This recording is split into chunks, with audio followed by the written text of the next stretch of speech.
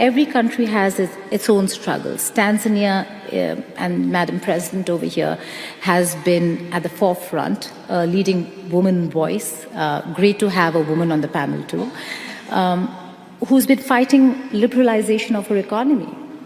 How has that gone, and how is that moving ahead? Despite and in spite of fears of sanctions, criticism from various quarters, how are you managing economic liberalization in the country? Asante sana. Labda niseme kwamba Tanzania ni nchi ambayo ina mambo mengi na uchumi wetu uko diversified.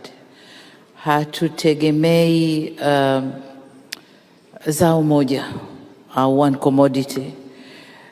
Uchumi wa Tanzania unategemea kilimo, unategemea madini, unategemea utalii, unategemea mambo mengi, sekta nyingi, manufacturing tuko huko pia. So sekta zote hizi zinakuwa kwa pamoja at varying degrees, lakini zinakuwa kwa pamoja.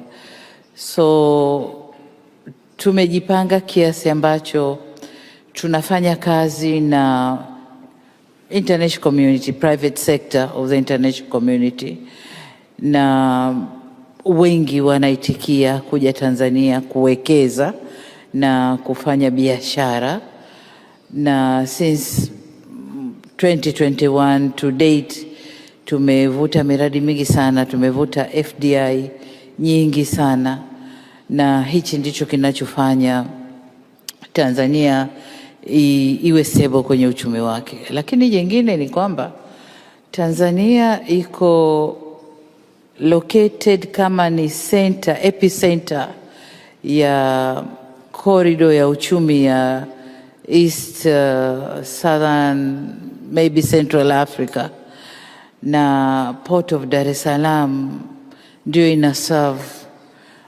nchi nyingine hizo. Sasa Tanzania being strategically located to serve other landlocked countries, that it by itself, hiyo peke yake inafanya Tanzania kuwa na mambo mengi ya kufanya, kuvutia vitu vingi ndani ya nchi. And so kwenye region ile Tanzania iko very vibrant na uchumi wake unakuwa very steadily. We have never missed a step. Tunakuwa since 2021.